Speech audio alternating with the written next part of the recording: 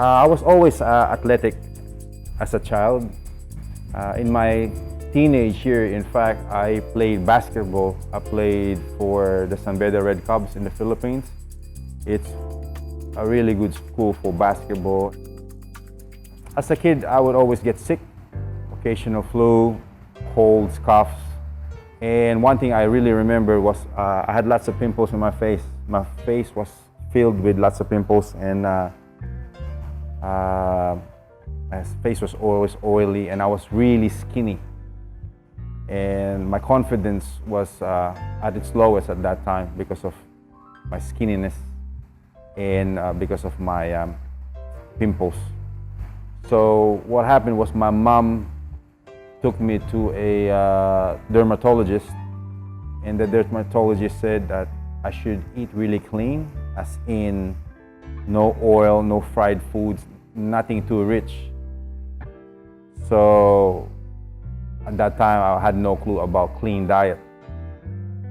It so happened that my dad bought me a magazine, a bodybuilding magazine. And I started seeing pictures of Arnold and Lou Ferrigno, all the bodybuilders from the 1970s and 80s. It really inspired me. And one thing that really got my attention was the diet. They ate really clean. No fried foods or boiled or steamed, that's all they ate. And high protein foods to build muscle. As I recall, the dermatologist said, eat clean, but the diet that he recommended was a bodybuilding diet, basically. So I started following the bodybuilding diet, and it cleared up my face.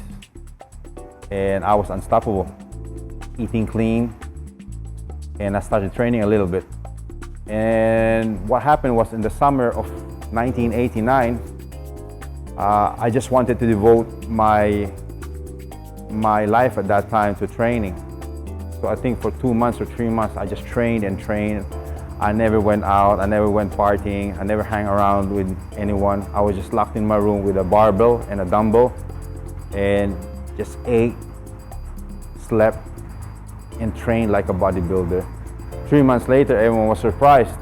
My face really cleared up, the pimples were gone, it was like amazing. My skin was glowing, and my muscles were bigger, and it raised my confidence. That was a starting point of my bodybuilding, and I never stopped since then. We immigrated to Australia in 1989. I was heavily into my sport, which is basketball. Really loved the sport, but when we came to Australia, back then, in 1989, basketball wasn't really big here in Australia. So I took up bodybuilding. I would say weight training. I went to the gyms, and it was a big culture shock for me. Everyone was Westerner. I was the only Asian there, and everyone was huge muscle, lifting heavy weights. You have to understand, I only trained in the garage. So every time I go out there, see these guys lifting huge weights, it was like an alien to me. So I started joining the gym, started working out there, and after a few months following the guys that were training there, my muscles started growing. And after I think a year, I entered my first show. That was the 1990 Mr. Oceania Classic in Australia. Of course, I didn't win. And then the second year, I still didn't win. The third year, I placed. In the fourth year, 1993, was when I won my first title.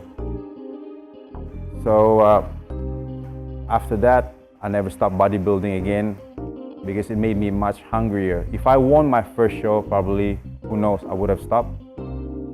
But losing those first few shows made me hungrier. I've been training now for about 25 years. Bodybuilding, I should say, competitively bodybuilding. In the last 25 years, I have won 12 Mr. Western Australia titles. And in 1997, I won the Mr. Philippines. I was in vacation. I was visiting my grandma in the Philippines, and one guy from the gym over there said that there's a bodybuilding championship in about a month. So I stayed 4 more weeks, and I was lucky enough to win the national title there, which is the Mr. Philippine National Games in Cebu City, 1997. And then in 2006, I got married. In 2008, I had my firstborn and still continued bodybuilding. And it was a bit harder already. Because dad, responsibilities, household, business. But I was still there, I was still competing. In 2011, I still pushed it.